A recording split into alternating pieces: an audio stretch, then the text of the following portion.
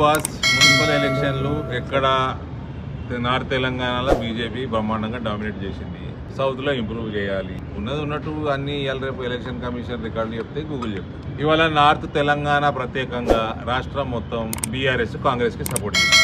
ఎందుకు చేసింది? బీజేపీ ఎదగొద్దు అని చేసింది. అంటే ఎవరితో భయపడుతున్నారు వీళ్ళు చేసిండ్రు, వాళ్ళు చేయించుకున్నారు. అంటే ఇది 100% ఈయన కేసులన్నీ ఆయన కాపాడుతున్నాడు. వీళ్ళ కేసులు వాళ్ళు కాపాడుతున్నారు కాంగ్రెస్ వాడు కాబట్టి వీళ్ళు చేయించుకున్నారు. అది చేసిండు. ఇక నేను ఒక్కటి చెప్పేది, నా దగ్గర నేను ఎవరిని నేను కొనను, నేను ఎవరిని అడుక్కోను. ప్రజలు నాకు 28 ఇచ్చారు.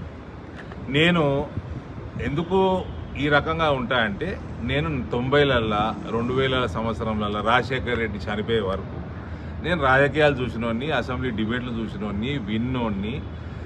ఇక్కడ కడపల రాజశేఖర్ రెడ్డి బలమైన నాయకుడు ఉన్నప్పుడు 99కి వెళ్ళి 2009 దాకా తెలుగుదేశం సీట్లు ఎక్కువ గెలుస్తుండే అసెంబ్లీ. చిత్తూరులో చంద్రబాబు ముఖ్యమంత్రి ఉన్నప్పుడు కాంగ్రెస్ బలంగా ఉంటుండే. పెద్ద అప్పుడు ఉమ్మడి రాష్ట్రంలో ఉమ్మడి జిల్లాలు పెద్ద జిల్లాలు జెడ్పీ చైర్మన్ కాంగ్రెస్ గవర్నమెంట్ ఉంటే జెడ్పీ చైర్మన్ తెలుగుదేశం గెలుస్తుండే. అక్కడ తెలుగుదేశం గవర్నమెంట్ ఉంటే కాంగ్రెస్ వాళ్ళు గెలుతురు, మేయర్లు కానీ జెడ్పీ చైర్మన్లు కానీ. ఒక ప్రజాస్వామ్యం. గెలిచినోడిని మనము అభినందించాలి, గెలిచినోడిని మనము గౌరవించాలి. మనము ఎలక్షన్లు అయిపోయినాక ఏ పార్టీ వాడైనా ఎక్కడ ఉన్నా కూడా, ఏ పొజిషన్లో ఉన్నా కూడా అడ్మినిస్ట్రేటివ్ అందరికీ సమానంగా నడపాలి. ఈ వ్యవస్థ ఈ రకంగా చూసినోని నేను. ఇది కేసీఆర్ అనేవాడు ముఖ్యమంత్రి అయినాక ప్రతి ఒక్కరిని కొనుక్కోవటము, అవతల పార్టీ ఉండొద్దు అని దేనికోసం చేసిండు? కుటుంబ అవినీతి ఎక్కడ కూడా క్వశ్చన్ కాకుండా వేరే పార్టీ వాడు జిల్లా పరిషత్ చైర్మన్ ఉన్నా, మేయర్ ఉన్నా, ఇంక ఎమ్మెల్యే ఉన్నా అక్కడ నేను కాళేశ్వరంలో దోసుకోలేను, భగీరథలో దోసుకోలేను, నేను ఈ వేరే అవినీతి కార్యక్రమాలలో దోసుకోలేను. కాబట్టి వాళ్ళని కలిపేసుకోండి, వాళ్ళకి పైసలు ఇచ్చి కొనుక్కోండి, వాళ్ళని బెదిరించండి. ఈ రకంగా కేసీఆర్ మొత్తం వ్యవస్థని నాశనం చేసిండు, ప్రజాస్వామ్య వ్యవస్థ. ఇప్పుడు రేవంత్ అదే దూరంలో పోతా ఉన్నాడు. కానీ ఇవన్నిట్లో మనము పెట్టి పాలిటిక్స్కి పడిపోయి మనం దేనికైతే మనం కొట్లాడుతున్నామో ఒక వ్యవస్థని మనం శుద్ధి చేయాలి. దానికోసం మేము ఒక స్టాండ్ తీసుకున్నాము. And we avoid by the stand. I know I dominated my reason. People have blessed me. Okay, that కొద్దిగా మిస్ అయింది. 2 చోట్ల ఇంకా గెలుస్తాం, ఇంకా అవుతుంటే మేయర్ 10,000 కూర్చోగానే నాకేం కిరీటం రాదు. కానీ నేను ఒక ఐడియాలజీని, ఒక ప్రక్షాళనని మేము మొదలుపెట్టినాము. మీ అందరూ దాన్ని చూపిస్తున్నారు, ప్రజలు దాన్ని హర్షిస్తున్నారు. అటువంటి వ్యవస్థని మనం తెలంగాణలో తెచ్చుకోవాలి. ఇది భారతీయ జనతా పార్టీని పెంచుకుంటూ ఇటువంటి వ్యవస్థ కూడా రావాలన్నది మా తపన. అది పదే ఇప్పుడు ఇందూరు మేమే కైవసం చేసుకుంటాం భవిష్యత్తులో కూడా అనేది ఒకటి కామెంట్ కూడా చేస్తాం. 100% చేసుకుంటాము, ప్రజాస్వామ్యబద్ధంగానే చేసుకుంటాము. అది నా కాంగ్రెస్ మీద ఉన్న కాన్ఫిడెన్స్ అని చెప్పిన. కాంగ్రెస్ పార్టీ ఎంత యునైటెడ్గా ఉంటుందంటే మొన్న ఎలక్షన్ నాడు కూడా కన్ఫ్యూజన్ వాళ్ళది. మొన్న ఎలక్షన్ నాడు కూడా కన్ఫ్యూజన్. కాబట్టి వాళ్ళకి, నాకు బీజేపీ కంటే కాంగ్రెస్ మీద ఇటువంటి వాళ్ళు కలిసి ఉండలేరు అన్నది కాన్ఫిడెన్స్ ఎక్కువ. ఏ పార్టీల కంటే వీళ్ళు కాంగ్రెస్ వాళ్ళు కలిసి ఉండడం చాలా అసంభవం. అది కరీంనగర్లో ఎంఐఎం డౌన్ చేయడంలో సక్సెస్ అయ్యారు, కానీ మీ నిజామాబాద్లో మాత్రం ఎంఐఎం బలం. కరీంనగర్కి నిజామాబాద్కి చాలా ఫరక్ ఉంది. నిజామాబాద్లో 43-44% ఎవ్రీ సెకండ్ ఓటర్ ఇస్ ముస్లిం. కరీంనగర్లో అంత లేదు. కరీంనగర్లో 20% కూడా ఉండదు. ఎందుకు ఎంఐఎం టార్గెట్ చేయకుండా మీరు బీఆర్ఎస్ కాంగ్రెస్ టార్గెట్ చేసినందుకే అక్కడ ఎంఐఎం పెరిగింది అన్నది కూడా వస్తుంది. ఇప్పుడు పాకిస్తాన్లో నేను చేయలేం కదా రాజకీయం. మా పార్టీ హిందుస్థాన్లో ఉంది. బీజేపీ తెలంగాణలో ఇక లేదు, ప్రత్యామ్నాయం మేమే అని కవిత బీజేపీ భూస్థాపితం అవుతుంది, జాగృతి ఆవిర్భవిస్తే దీనికి రియాక్ట్ కావాలా? ఇప్పుడు కావాలన్నా దీనికి రియాక్ట్ అంటే నిజామాబాద్ నుంచి ఆమె అడుగు పడుతుంది అన్నది జాగృతి. సరే, ఎవరు భూస్థాపితమైనరు, ఎవరి వల్ల భూస్థాపితమైనరు, ఎవరు ఏ పార్టీ వల్ల భూస్థాపితమైనరు మీకు తెలియదా, నాకు తెలియదా, ఆమెకు తెలియదా? చెప్పండి. ఎందుకు అంత ఇంపార్టెన్స్ ఇవ్వాల్సిన అవసరం లేదు. మహిళ, మా జిల్లా కోడలు, గాడ్ బ్లెస్ సార్.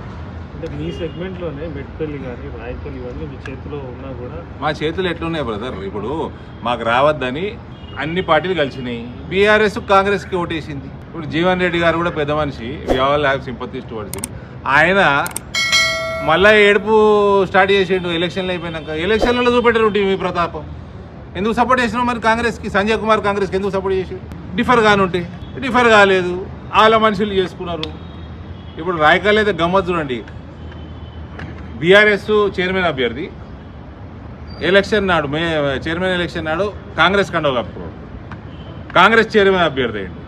దానికి బీఆర్ఎస్ సపోర్టు, జీవన్ రెడ్డి వర్గం సపోర్టు, సంజయ్ కుమార్ వర్గం సపోర్టు. ఎందుకు? బీజేపీకి భయపడి.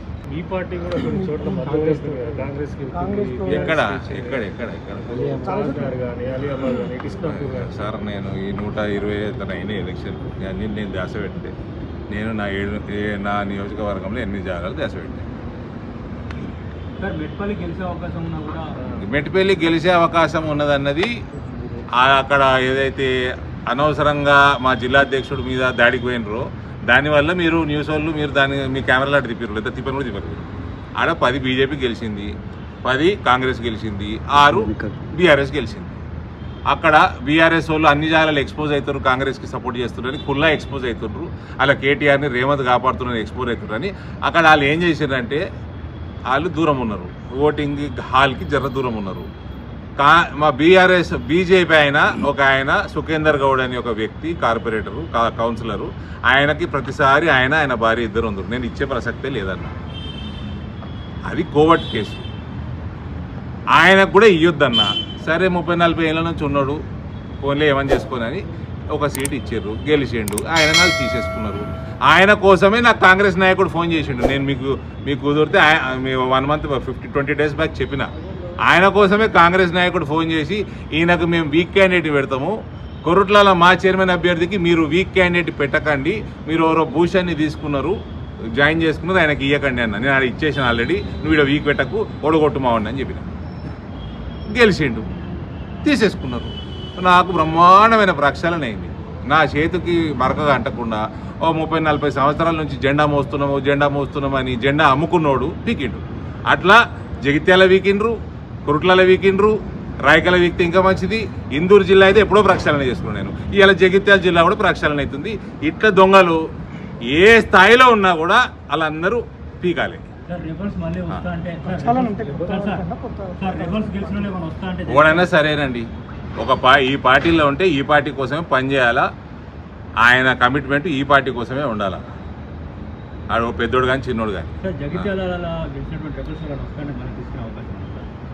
అది మా జిల్లా అధ్యక్షుడు చూసుకుంటాం, పార్టీ చూసుకుంటాం. ఎవరన్నా వస్తా అంటే తీసుకోకుండా ఎందుకుంటాము, వాళ్ళు మేము కొనుక్కోము.